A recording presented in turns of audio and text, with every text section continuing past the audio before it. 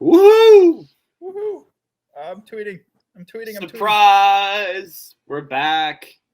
Bama Brigade. We got a special bonus episode today. Obviously, Thursday we anticipated on that being our, last show before the game, but we decided collectively as a group that it'd be fun to do like a pre-game show, to get our last thoughts in, any changes in our predictions, hoping that Clack maybe changed his prediction, but here we are. 0 shot. Exactly what? 5 hours away from the game? Wait, math. Wait. Yeah. 5 hours, 10 minutes. How you guys feeling? I gotta know. Nervous. Oh. Where'd everybody go?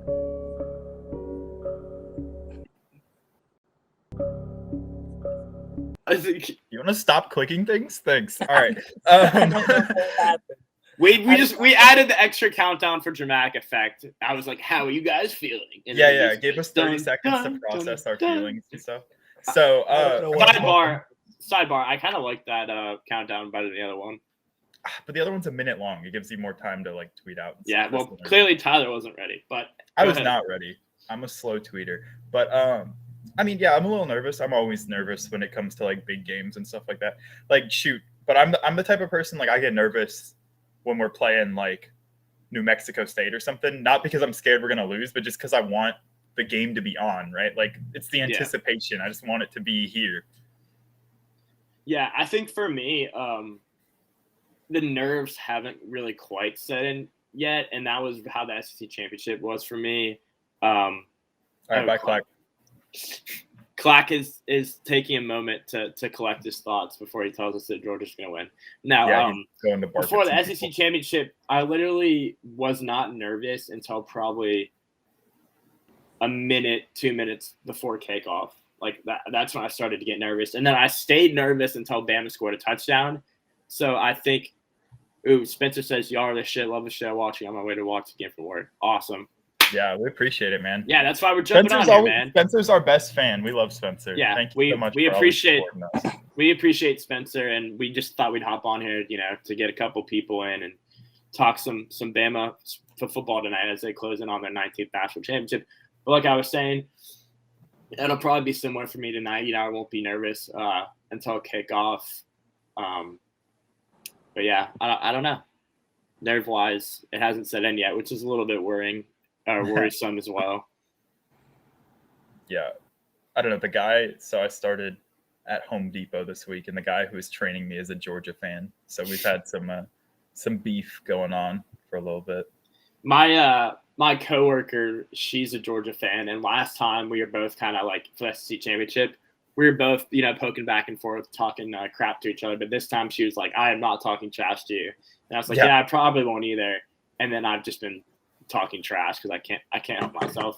And it was actually funny. So the people who live at the very end of my street, big Georgia fans, flags, all kinds of Georgia stuff.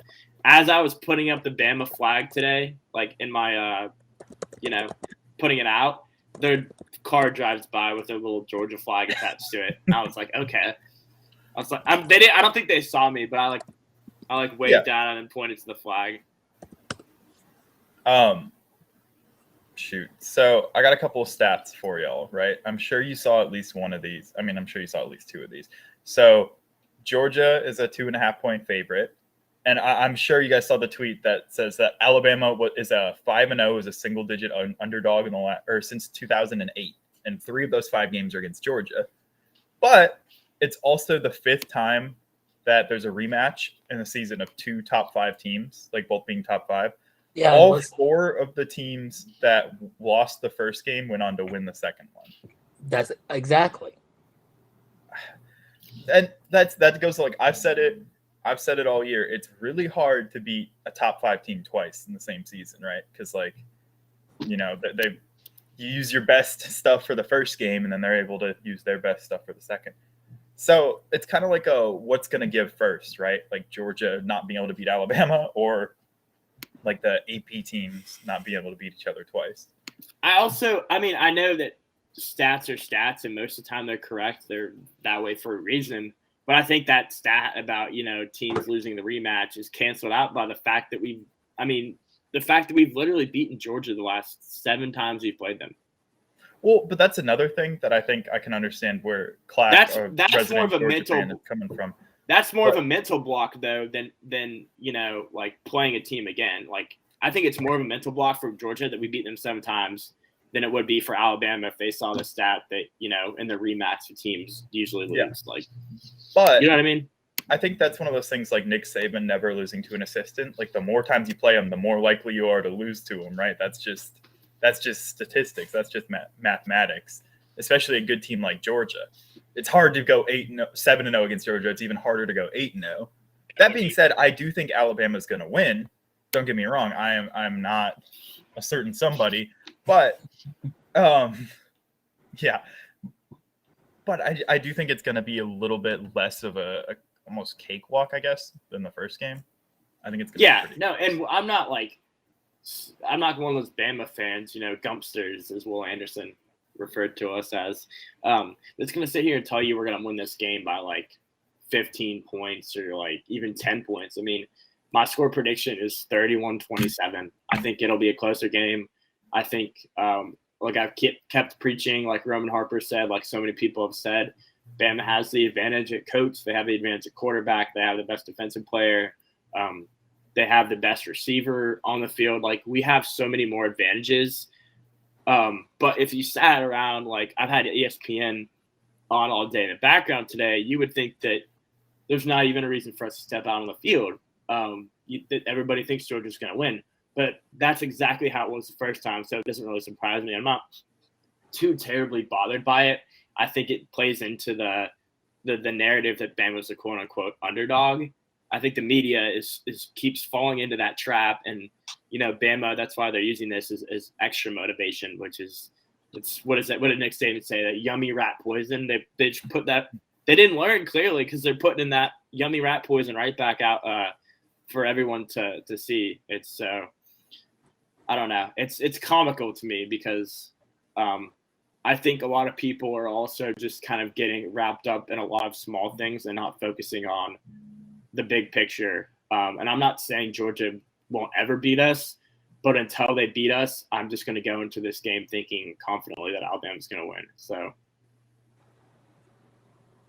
that's how I feel. I'm really interested though. Like I know Tyler and I are on the same page. Like civilly, Clack, I want to hear like just your reasoning behind this about why you think Georgia's going to win. I think because one, the statistic of rematches. I mean, up until a couple of years ago, it was 90%. And two, I think that put that statistic aside. I just want to take that stat and let's throw it away. And I want like concrete, like scheme, personnel wise, like why you think you're winning. I think that our defense has been a bend but don't break defense all year. I mean, would y'all agree with that assessment? Yeah, I think a lot better recently though. Yeah, I think recently they've been an elite defense. I'll say it. Like, I agree. I mean, other than like the Arkansas game, which we could really kind of deep dive in it anyway. But I think that they've been a bend but don't break defense. But I think that they're going to give up points tonight. I think that I'm not saying they're going to give up a lot of points because Georgia's offense is not that good. But Brock Bowers is probably the best tight end in the game. He's the best freshman in the league. I think he just won the freshman of the year. Like exactly. I mean, Brock Bowers is going to give us nightmares. Ladd McConkey's going to have a decent-ish game. And Clack, you're telling me you're losing sleep over Ladd McConkey? I'm not. Let me finish. And I think, what's been our weakest part of our defense has been our rushing game, our rushing defense. We have one of the best rushing defenses in the country. That's just factually incorrect. Yeah, we have the same yards per game as Georgia. Ran on us. LSU was able to run on us. Yeah, yards per game, though, we give up the same rushing yards per game as Georgia does. We literally won the LSU game because of our defense. Well, say what you will about how bad of a team LSU was, but that's why we won that game. Our defense has been stout. I just think they're going to do just enough on offense to be able to to win the game. I mean, they look at the game against Michigan last week. I mean, that's exactly how that. Well, I mean, they dominated Michigan. I mean, that's how they won the game. The defense got stops, and the offense scored in 10, 12 plays But and won the game. We've Well, seen that all year for Georgia against teams that are not Alabama. Like Respect. I don't put much stock in the fact that they blew out Iowa and they blew out Michigan. Yeah, they do really well against Big Ten teams. Surprised because Big Ten teams, most of them, aside from Ohio State, can't throw the ball worth a damn. They're just going to line up and try and run the ball. And that's what Georgia's really good at, stopping the run. It's not like Michigan had this very high potent passing offense like Alabama does. So Yeah, I just don't understand. Not great. Yeah, Like, Cade he's McNamara definitely is not not Bryce Young. And then like I've talked about on Spaces and, just in general, Georgia's points that they scored in that game, a lot of them came off of the big plays, and Alabama has been susceptible this year to give up big plays, but still, most of them were like Stetson Bennett throwing a 50-50 to George Pickens. Pickens. A 50-50 ball and the corner undercuts. Yeah, I like this Georgia defense is not like this Georgia defense is still the best defense in the country. But I disagree. Dropped like 30-something on this exact Georgia defense. That was the first game. They've seen this offense. They know this offense now. I know, and we've seen their defense. You're saying like the reason why everybody thinks they're going to win is like, okay, well now we know what Alabama does. People forget that Alabama also is going to adjust some things. You think Brock Bowers is just going to run free and have a breakout game again? No. They're going to take what they saw. I think he might. Our linebackers are not great coverage linebackers. No, I think he could. I'm just saying, just like Georgia will have adjustments for Alabama, Alabama will have adjustments for Georgia. And, I mean, it's going to take a lot of adjustments for Georgia to make up from but you also got to remember, we're also missing a key piece from the last game against Georgia. We're missing a key piece from that win. John Mechie? I think Mechie, obviously you can't replace his production. He's a phenomenal receiver. But I think that if you give Bryce Young enough time to throw the ball, the offensive line's the key, right? If offensive line comes out flat, it's going to be a long game. We might have some big plays on offense, but if offensive line, I'm not asking them to play as well as they did last game, but if they play like average or just a little bit above average, we'll be fine because Bryce is that guy. I mean, he's a Heisman quarterback. He's going to find somebody who's open. And then the loss of Mechie is huge, but it's a next man up mentality, especially at Alabama. How many times in the Tua game, second 26, we see legends are born in these big spotlights, and this is a time for Ja'Cory Brooks and all these other guys to step up. I mean, Ja'Cory Brooks had a pretty good last game against two of the best corners in the country. I think he's going to feast today, and I think we'll be all right. Somebody will pick up that Mechie production. I agree. I think that if the offensive line blocks good enough, I think we should be okay. But do we really trust the offensive line? Yeah, see, that's what I was going to say. I mean, that's the counterpoint, yeah. They played well in the first game, but obviously there's some injuries that happened last game. I know that they said they were trending towards playing Emil Ikior. And I think Chris Owens also got hurt, right? And so they had to rely on J.C. Latham playing last game, which is that's a great problem to have, the number one tackle in the nation, recruit. But also Georgia's supposedly, you can't take anything they say at face value, but they were talking all week about bringing a lot more pressure. And one of the hardest things I think for young offensive linemen is communication, knowing who you're supposed to pick up and when. And that's the one thing that scares me is they might have a lot of and you saw that all year with Bama as the line was gelling, teams that blitzed a lot got a lot of pressure because they would miss a stunt or they would miss an extra linebacker or something. For as much crap as we give, as much shit we give to the offensive line, it's the right side. I mean, we forget that we have Evan Neal, who is the best offensive tackle in the country, who's going to go probably – I mean, he could go number one. Yeah, he's if top three. We forget when we say our offensive line's bad, we have Evan Neal. We have players on our line that are phenomenal guys. I lost my train of thought because Joey's messaging in here. But, yeah, I'm not too worried about Alabama's offensive line. And Georgia, I think, is tipping their hat a little bit by saying, oh, we're going to blitz – we're going to put pressure on Bryce Young. Well, Alabama – you would think, I mean, Bill O'Brien is a bit of a boob, for lack of better words, but you would think they're going to be okay, if they're going to blitz us and they're going to bring pressure, that's going to leave somebody open. And that also leaves the door open for a lot of running back screens and, stuff of that nature. So I'm a little bit nervous, but I'm not worried because it's Alabama. And, we're used to these things. And if we barely beat them the first game, yeah, I'd be more nervous. But I'm not expecting us to blow them out in the second game. But the fact that we beat them by as much as we did in the first game, I think it's ridiculous that we wouldn't be favored in this game. The media is just, spinning their little web of nonsense. And I think a lot of people like Clack are falling in that trap. So No, I just think that they have – I think that their defense is going to be good enough to get the win. So Spencer said, did you see the build and tape for the walk-on running back for Bama that's dressed out for this game? I did not, but I saw him. It looked like Najee. And nobody could figure out who it was. I can't still remember his name, but he was a big running back. Also, we're talking about running backs that aren't Brian Robinson Jr. You got to think that this team benefits from the fact that they have Jahmyr Gibbs running the scout team. He's very similar to James Cook, running back. I think those guys are very similar. And also our offense is going up against Eli Ricks. So I think people will be surprised and people aren't talking about how much that benefits us. Obviously, neither one of those guys are going to be on the field for us offensively or defensively, but it really helps our team prepare for Georgia playing the national championship when we're going up against guys of that caliber of talent. His name is Elijah Crockett, apparently. Elijah Crockett, yeah. Yeah. Not Elijah Vera Tucker, inside joke, but Tyler's talking about. So I did want to ask a couple of key points about this game because we could, we could say Alabama's going to win and then Clack could bark at us for the rest of eternity. But I want to hit on a couple of key points. So first off, speaking of running backs, how do you guys think that Brian Robinson's going to do this game? I know he only had 30 yards rushing the last game, 30 or 40. But he's coming off a career high, 220 or something like that against Cincinnati. So how do you think he does this game?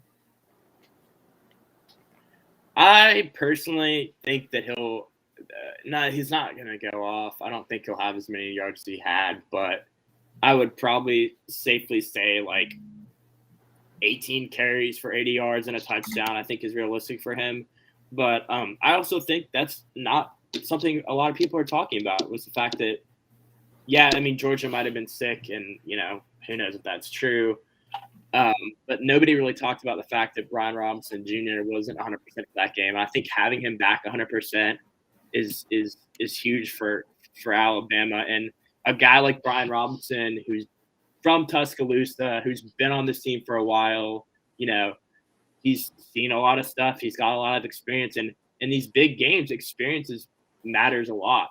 And so, we've got a sophomore quarterback who's young, but the fact that we have a true senior running back that's been there a while and knows how these type of games go, I think also plays in our favor. These are all things that I haven't heard anybody talk about except for Bama fans, and that just baffles me because they're important things. Experience is important for games like this, especially at a position like running back when, if this is going to be a close game, Bama's going to need, a 15-yard run in the fourth quarter or something, a breakaway run with B-Rob. And I don't know. It blows my mind. There's a lot of things that are kind of falling by the wayside because of narratives that are being spun about this game. Yeah, last game, when they needed to run out the clock and stuff, a lot of the clutch runs are actually Trey Sanders because I know B-Rob was, like you said, banged up. That wasn't even something I was thinking about, to be honest. I kind of forgot that he was hobbled the last game against them. Yeah, and people aren't talking about it because, you know how I feel. It pisses me off that it's not really a fair – it's not supposed to be fair, but I just think the media is so in favor of Georgia. But also at the same time, it's kind of right where you want to be in my mind. But yeah, I literally am looking it up right now. Last game, B-Rob had 16 carries for 55 yards.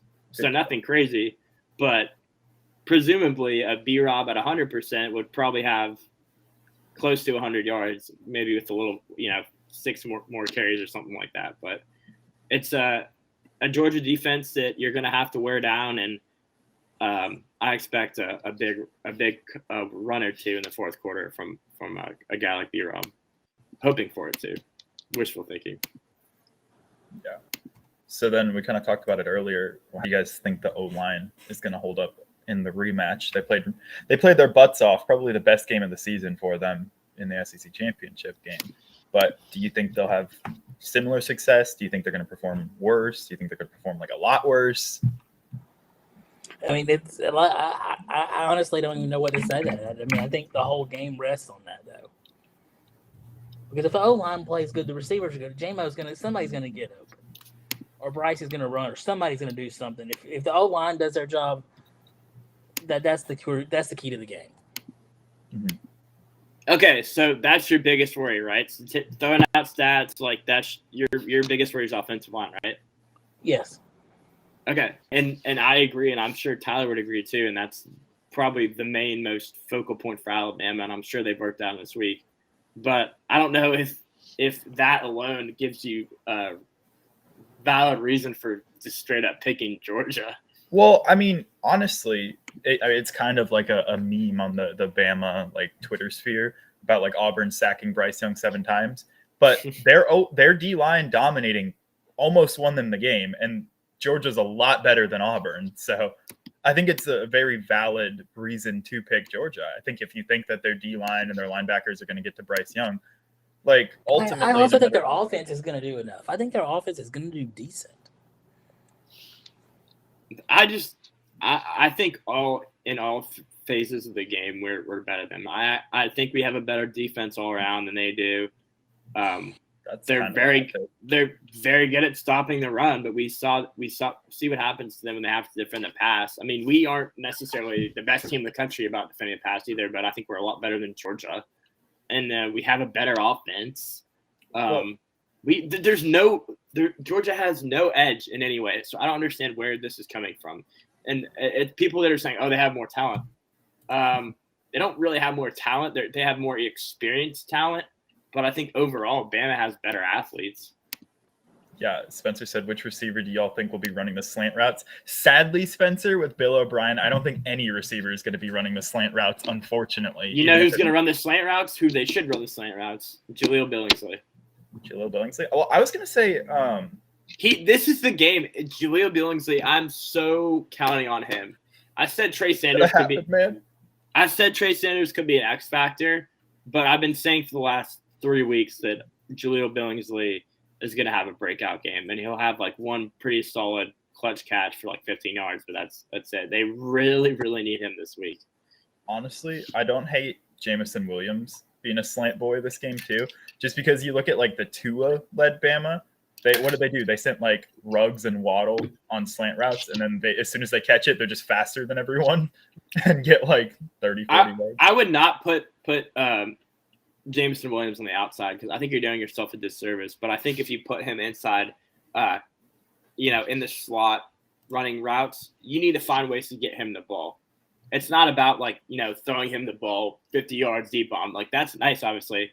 Yeah. But it's about running these slants with him, getting the ball in his hands, and he's so electric, so fast with the ball. That's where you're going to get your breakaway runs for a bunch of yards. They need to force feed him the ball. Not in obvious ways, but they need to schematically, find packages, like a bunch of package with all these receivers, which is what they usually run. And I think they need to do that. And I'm hoping, fingers crossed, that Bill O'Brien doesn't just have his head up his ass the whole game, which we've seen before. And Spencer brought up a good point. Jojo Earl. I'm not expecting, too much from Jojo Earl, but I do think he'd be a nice change of pace. And then Christian Leary, we've seen him as well. I mean, they have all these 5-star, 4-star receivers. So yeah, if we lose this game, I'm not going to be one of those people that uses the excuse, well, we didn't have Metchie. Yeah, probably could have changed the course of the game, but if we lose the game, it won't be because of that. Let me ask you this. If we lose the game, what will it be because of, in your opinion? Offensive line play and refusal to change the game plan and get creative for Bill O'Brien, which are two very real things that we've seen this year. So that's the only thing that makes me nervous is Bill O'Brien just, either not dialing up any exotic plays or just like being too obvious. Like 3rd and 1, everyone in the building knows you're going to run up the middle on Georgia style defense, and you do that. That's going to piss me off. And like it's there's no reason for that. Like, and I think what you're about to say too is the last game of the season. Whatever tricks you got up your sleeve, you got to put them all out there. Exactly. Like last week, the play calling was kind of uninspiring, but that's because after like the 2nd touchdown, Alabama had won the game. I mean, if you look at the points scored after the 1st touchdown, they won the game. Obviously, you can't bank on 1 touchdown winning you the game, but after like the 2nd touchdown, the game was pretty much over. There was no point in calling like all your fancy plays and stuff when you're getting like 7-8 yards a carry. Yeah, but that's not going to be this week. That gives me hope too as well, because it makes me think they've got some stuff planned. Yeah, so actually we brought up Jojo Earl, and I wanted to ask you guys, do you think Jojo Earl is the punt returner again? Do you think it goes to Slade after the muff punt last week? Because I know they were rotating both of them.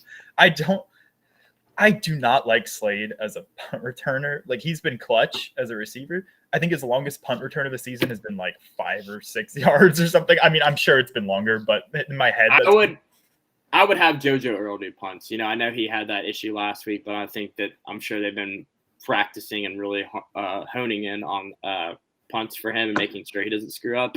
And I think you're going to need Slade Bolden a lot more in the receiving game. Obviously, it'd be nice to get Jojo Earl out there, but a guy like Slade Bolden, you're going to kind of need to count on him to have a couple big catches. Jojo Earl, I mean, seemingly is like Nick Saban's favorite of the freshman receivers. He was like the first one to work his way into the rotation earlier in the year. And then last week, too, he was getting play time as a receiver. He didn't get that many targets, but I mean, him and then Ja'Cory Brooks probably got more playing time, but that's because he was filling in for a different role.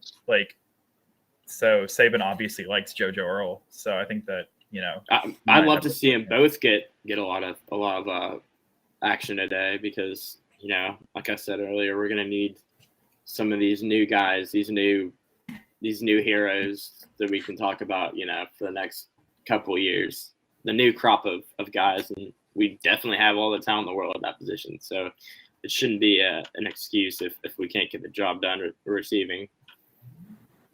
Yeah. One guy I kind of want to see like next year that I'm excited for is Kamar Wheaton. I know he's not going to play this year, but he was like super hyped up. He was the number 1 running back in the class, wasn't he? And he'll probably be the 2 or 3 next year, depending on how well he heals. But he'll be a pretty interesting wrinkle. That was just something looking forward to the future.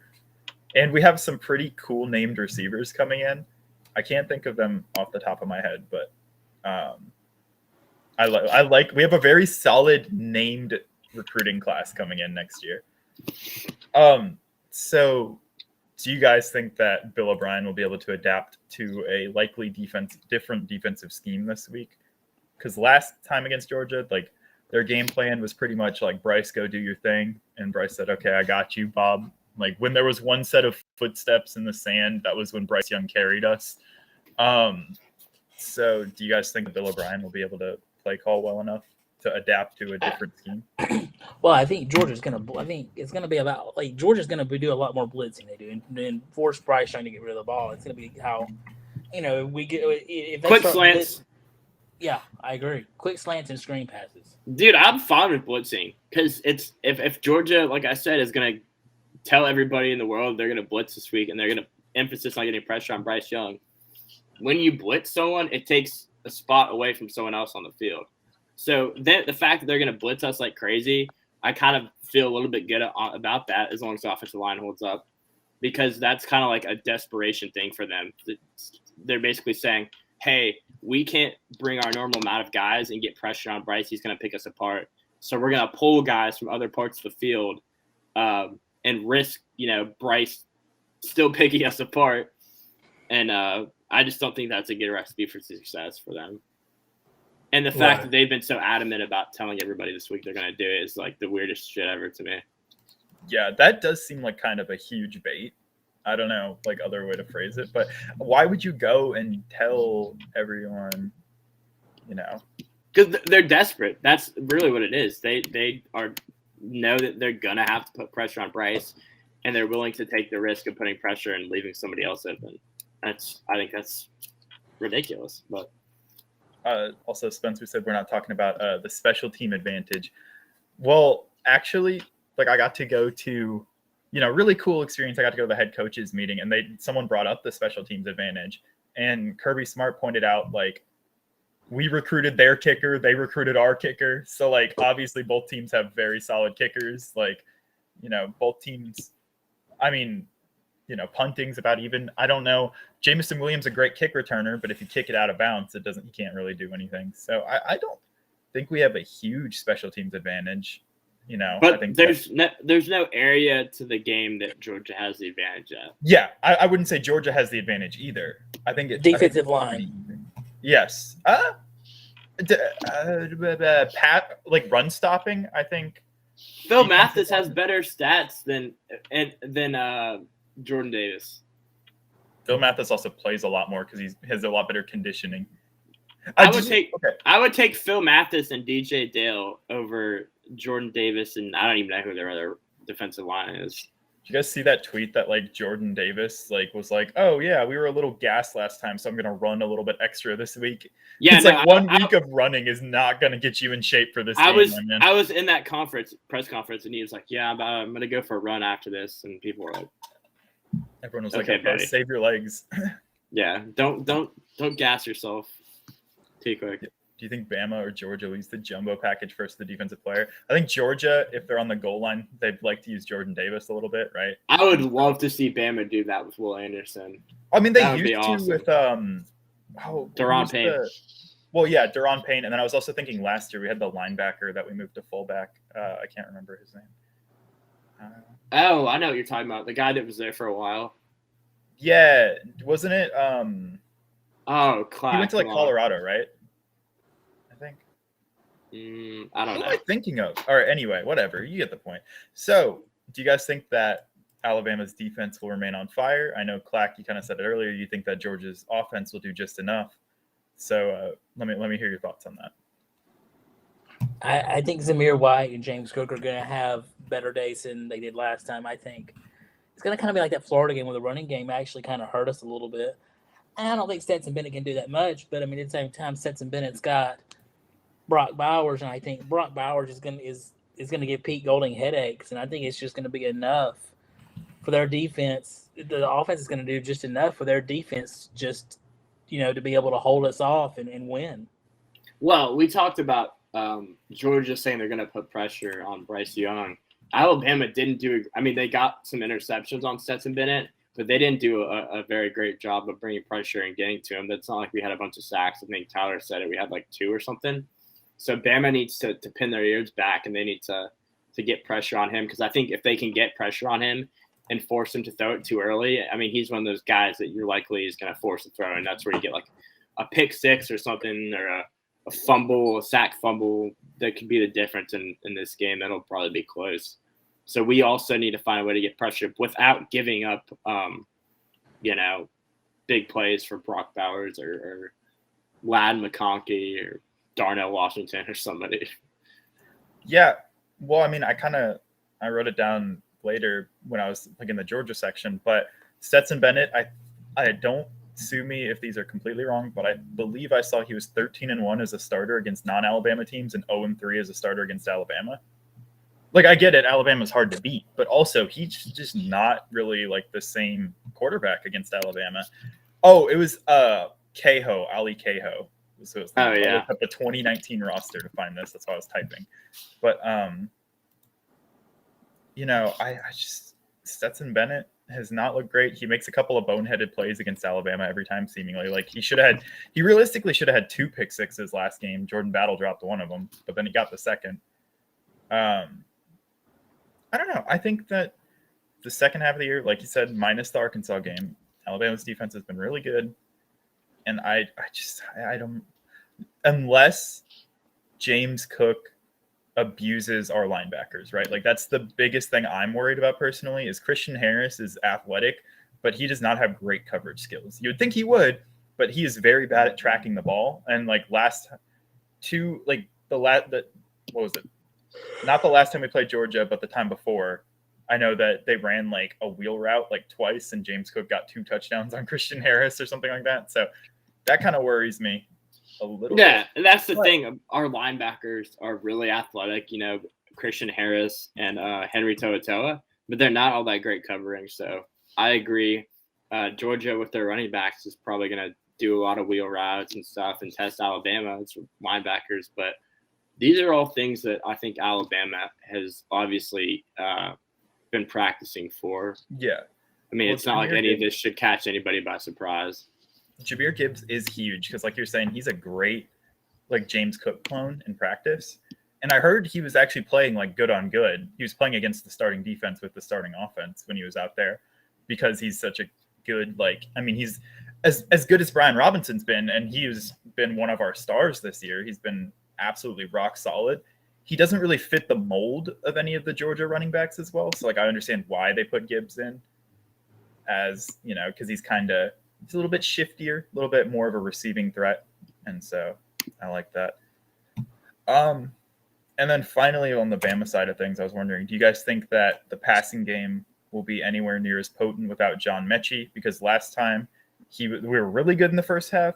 We were still pretty good in the second half, but once Mechie went down, it definitely slowed down a little bit. So do you think that was just because you had to replace a starter mid-game and with the extra practice it'll be more smooth? Or do you think losing John Mechie is going to be that impactful? I think it was replacing a guy obviously those other guys are ready to step up, but Jamison Williams and Mechie are getting the bulk of the reps in practice. But now, obviously, that Mechie is not going to play, so those guys are been conditioned and know that they're going to get a lot more reps and a lot more game time action in this game.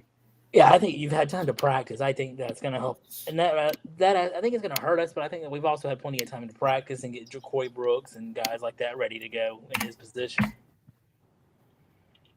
Okay, so a couple of other things that I wanted to ask about. This is more on the Georgia side of things. So this is for Clack, our resident Georgia fan.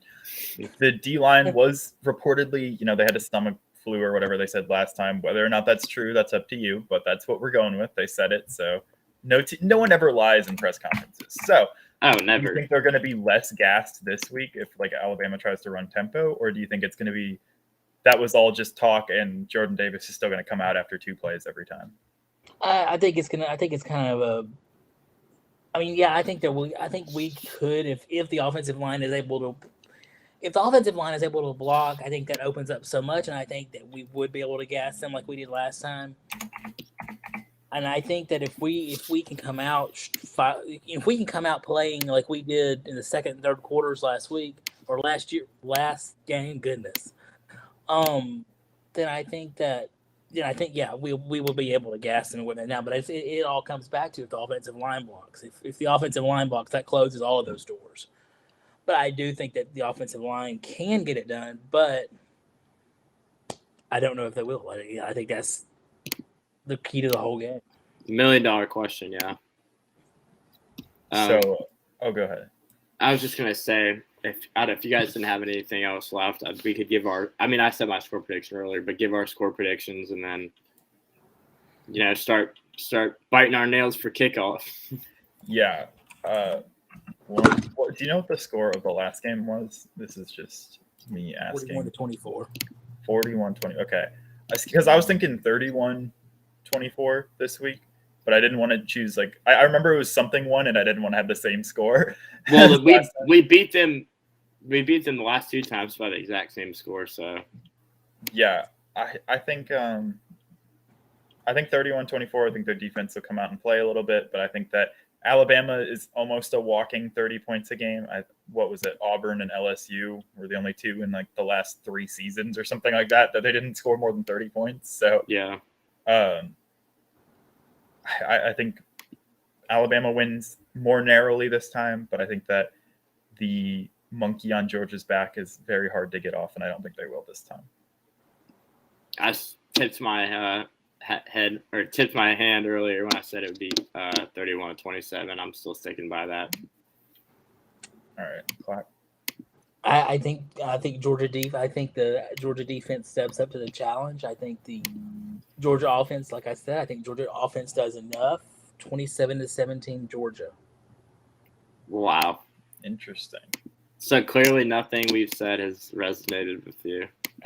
No, you can't expect the man to change his opinion after. Yeah, I mean, you got to be like, you look at guys like trying to take it like Herb Street and these guys. They don't. I mean, they pick who they think is going to win the game. You can't pick somebody because they're your team. And I think, unfortunately, tonight it's not our night. No, I 100% agree. I would never pick someone just because it's my team. I'm pretty realistic as well, and I honestly believe that Alabama is gonna.